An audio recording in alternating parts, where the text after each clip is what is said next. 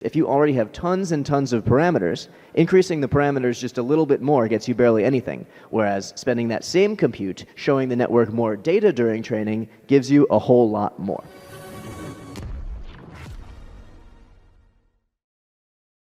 How's it going, everyone? Real excited to be talking to you guys today about our recent work. I'm the founder and CEO of Manifest AI, where we study architectures, alternatives to transformers with better behavior at longer contexts. The thing I'm going to be talking to you about today is attention, which, as I'm sure most of you are familiar, is the operation at the heart of transformers, which are in turn the architecture at the heart of the whole AI revolution we've seen over the past 5 years. And so that's a pretty good reason to think about attention. Why do we want to be rethinking attention? Well, let me tell you about why. I have a thesis. My thesis is that most of the current widely recognized limitations of large language models are actually solvable. We already have the solution, and the solution is in-context learning. So let me give you a couple examples. People think that it's too expensive to fine-tune an LLM, to specialize it to a particular data set. And it is very expensive to do traditional fine-tuning where you're modifying the parameters. But that's not the only way to specialize an LLM.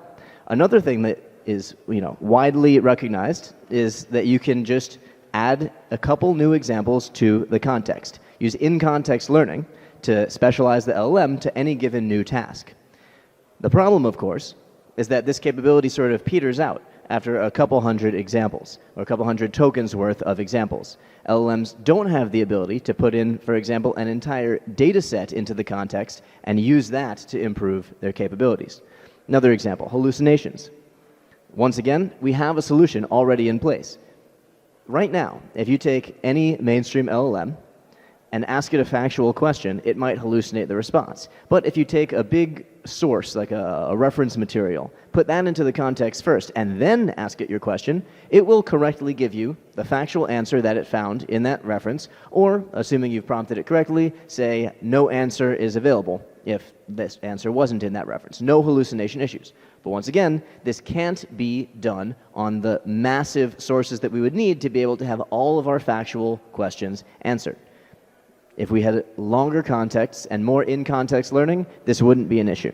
And the final and maybe most important example is agents. Agents are brittle, they're easily distracted, they can't often complete long context tasks. And this is because rather than having an end-to-end neural memory, which is basically the way that all successful deep learning has been done over the past 10 years, they have these ad hoc external memory systems where the things that they've seen are converted into tokens, summarized, re-summarized, summarized again. They're like the guy from the movie Memento writing himself notes so he can remember what he did the previous day and still trying to complete the task. Now, our architectures are not well suited to long context. And as a result, we're stuck in these situations where we don't have good in-context learning and cannot train models that can actually solve these problems. Why? So that's what I'm going to talk to you about today. This is sort of the end of the talk. I'm giving you a little preview. I'm going to break it down into basically 3 criteria that any long context architecture should have.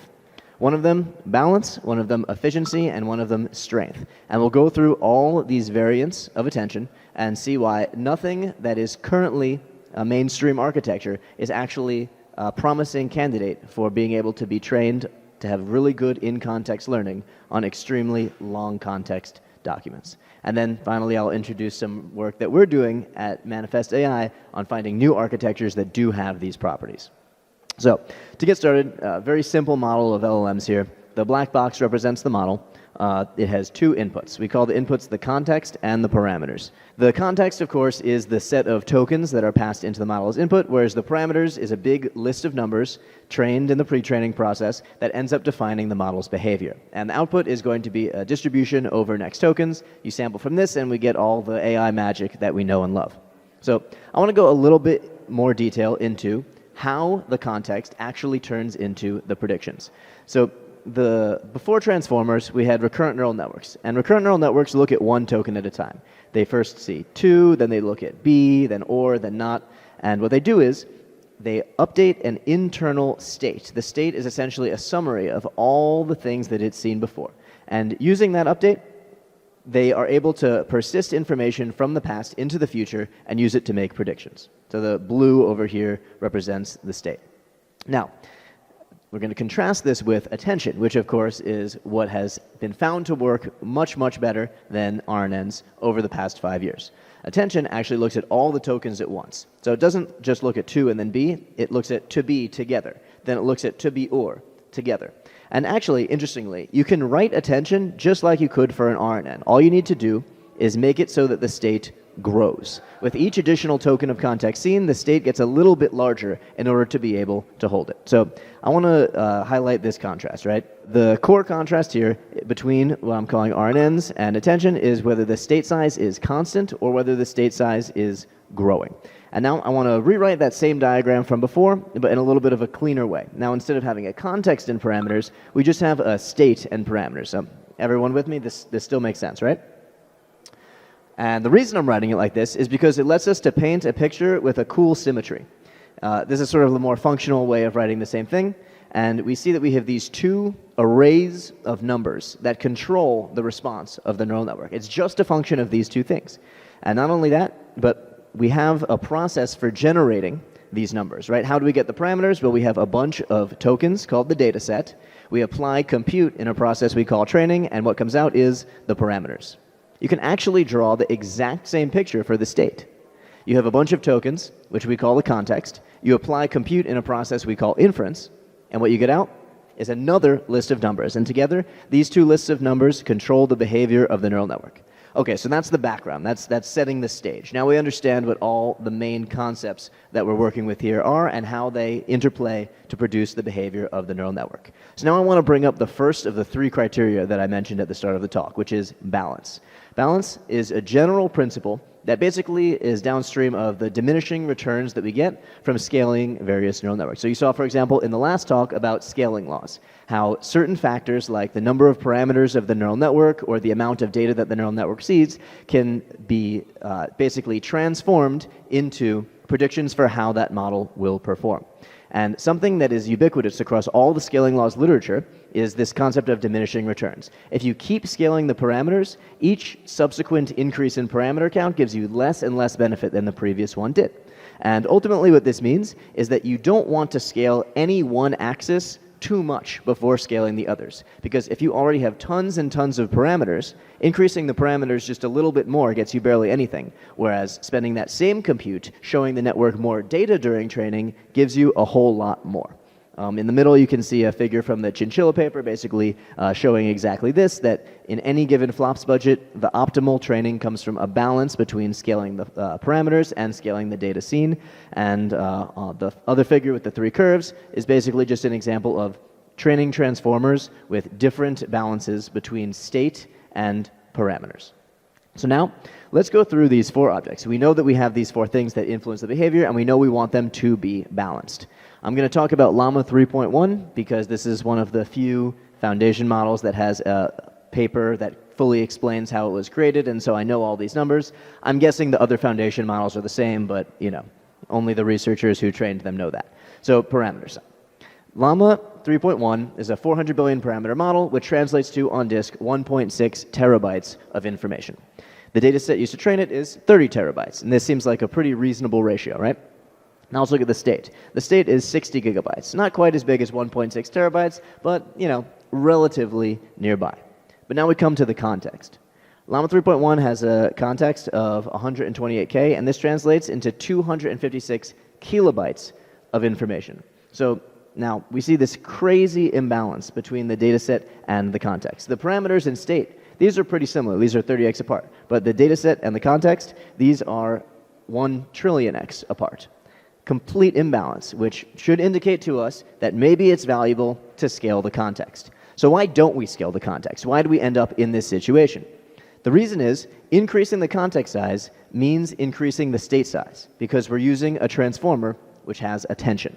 And when we imagine what would happen, let's say we increase the context from 256 kilobytes up to 1 gigabyte. What ends up happening is that you see that the state of that model now is 3 petabytes large. So yes, we've done a little bit of work balancing the context to be more similar to the data set. But now the parameters and the state are wildly far apart. And this is actually an even worse situation than when we had the data set and context being far apart. So we're sort of in the catch-22 here, right?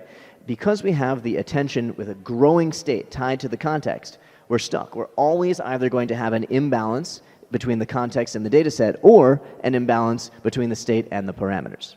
Now, how do we fix this? We can now start filling in the slide that I showed earlier by putting a big red X. Classic attention cannot be balanced. But we have this other family of architectures, the older family, the RNNs, which have a constant size state. Surely this is a good way to fix the issue, the catch-22 that we saw, that when you increase the context size, the state grows as well. So I want to take a brief detour here and talk about RNNs. RNNs are different from attention because they are a sequential model. RNNs, because of how the computation is structured, looking at the entire history every time, can be parallelized very easily. And that's indicated by this first diagram. We've got the 4 separate horizontal lines with no dependence between them. Classic RNNs, pre-transformer RNNs, did not have this structure. They had a sequential structure. In order to calculate B, you need to have already calculated 2. In order to calculate the prediction that follows OR, you need to have already calculated 2 and B. And we want to use our GPUs to their fullest potential. And GPUs are very good at parallel processing. So the fact that RNNs are not able to be effectively parallelized was a big weakness. It meant we couldn't actually get good hardware utilization out of these models.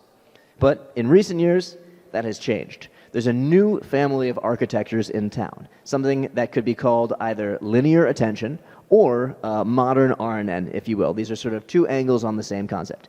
These models use a chunked structure. So rather than using a quadratic cost formulation on the entire context, as transformers do, or like attention models do, and they just take a small piece of it. They take just enough to saturate the GPU and process that amount in parallel at quadratic cost. And then they take the next chunk, and the next chunk, and the next chunk in sequence. And what you end up with is something that gets the best of both worlds. It not only has the full hardware utilization of attention, but it also has overall a linear growth in cost. So it's sort of a best of both worlds architecture, and it's been a very hot research area lately with a lot of interesting ideas coming out in that space. But this now lets us write our second column, efficiency, meaning hardware efficiency. Do we effectively utilize a GPU? Classic attention does, classic RNNs do not, but linear attention, this new family of models, actually does as well. Okay, so now we're going to move on, and we're going to look at a recent foundation model that was trained using this linear attention technique. And we're going to do the same analysis as before. So the parameters, 29 gigabytes, the data set, 600 gigabytes. This was a little bit of a smaller model. Now, the state, 8 megabytes. The context, 512 kilobytes. So we see this state parameter imbalance yet again. But now we see it in the other direction. Whereas before, the long context transformer had the issue that the state was far larger than the parameters. Now we're actually seeing that it's the parameters that are way too large for the state. But any imbalance is a bad imbalance. So unfortunately, these families also fail the balance criteria. So we got to look for something else. Here's one idea: windowed attention. This was another family of architectures originally created by, used in GPT-3, later on used in other models such as Mistral, that basically just takes, instead of using attention on the entire history, it just takes a finite amount of recent history and uses attention on that. So in this case, the first 2 are the exact same as they were for attention. But now, since our window size is just 2, when we see that third example, we're only looking at B and OR to make the prediction and completely ignoring the existence of 2. And we look at OR and NOT. And yeah, the fact that we're throwing out some information is somewhat problematic, but you can actually still get pretty good predictions out of a model like this. And what's beautiful is that the state size, once again, is finite. It's constant. It's not growing. You just need enough state to store 2 past tokens, and then you're good. You can process any amount of context. So this seems like a pretty promising architecture, because not only is it constant, as we saw for RNNs, but it's also adjustable, meaning if our architecture is ever imbalanced, we can just increase the window size or decrease the window size until it achieves this point of balance. So now, finally, we have our first architecture that passes the balance criteria. At any context length, you can find well-calibrated windowed attention by just choosing the window size correctly. But now we have our last criterion, strength. Strength, in this case, means in-context learning. So how do we assess whether a model is actually capable of using the context it's given? Here's one popular way of doing this is with an in-context learning curve on negative log likelihood. So the x-axis here, this looks like a training curve, but it's not a training curve. The x-axis here shows for a fixed model at inference time, how does its performance, meaning its predictive ability, change as you show it more tokens of context? So the fact that it goes down throughout the whole curve here tells you that this model, which was Gemini 1.0, is actually capable of using at least 32K tokens of context to effectively improve its predictive ability. Window detention, unfortunately, is not. So each line here represents a different point on the training process, and the x-axis once again represents tokens of context. You can see attention and RNNs, in this case the Rock of 7 model, are both completely capable of benefiting more and more from each subsequent token of context that they're given. But window detention completely does not. There's this hard knee where after seeing a certain amount of context, it no longer benefits you to show the model more context. And this, of course, completely undermines the whole goal of this architecture, which was to actually have a neural network that can effectively use really long context to make good predictions. So window detention, unfortunately, also is not a good candidate for long context training because it simply does not have good in-context learning properties. But this now brings us to the architecture I'm most excited to talk about today, which is called power attention. This is something that I have been working on together with my colleagues at Manifest AI for the past 2 years, and we're really excited to show you how well it works. So I'm going to start by just giving you a very brief discussion about what it actually is. If you take the formula for attention, shown on top, you see there's an exponentiation in that formula, and you just replace that exponentiation with a power operation. For example, squaring or cubing or raising something to the 4th or 5th power. You get what's called power attention. And unfortunately, I do not have time to go into detail about the implications of what that means, but more or less you can use that to completely rewrite the computational structure of the operation, so this tiny change actually results in a finite size state, rather than a growing state as you normally see for attention, while not affecting the performance very much. The main thing I want to talk about is what it does. So the 3 criteria, it passes all of them. You have a constant and adjustable state size. By changing that p, the choice of power that you raise it to, you can use a whole range of different state sizes and always choose one that perfectly balances the parameters. Efficiency-wise, it is extremely, extremely hardware efficient. We have our own custom CUDA implementation, which is available open source at that link at the bottom there, which runs essentially as fast as other comparable linear attention architectures, and soon will be running as fast as flash attention. It already gets 4 to 8x speedups over flash attention at long context lengths. And finally, we can see that it actually is able to learn throughout the entire context. That's the plot on the right there, showing you the same thing as before, that it's learning throughout the context curve. And on the left, we can see that this architecture, when you take any transformer architecture and replace the attention with power attention, it starts to dominate its previous self at long context. So the red curve there is our architecture, and we can see that at essentially every flop budget, you prefer to be training using power attention instead of classic attention. So again, there's the link to the open source repo at the bottom there. I also want to give a big shout out to the San Francisco Compute Company for supporting our work. They've got a great team, a great platform. It's a marketplace that you can use to rent compute amounts of any size and any duration, which is super essential for a small startup like us to be able to actually run these experiments and do this research. So thank you guys for listening. If you have any questions, this is my contact info. Again, there's the link to power attention. And we're also hiring. If anyone here is interested in working on these projects, please reach out, talk to me. Love to hear from you. All right, thanks a lot.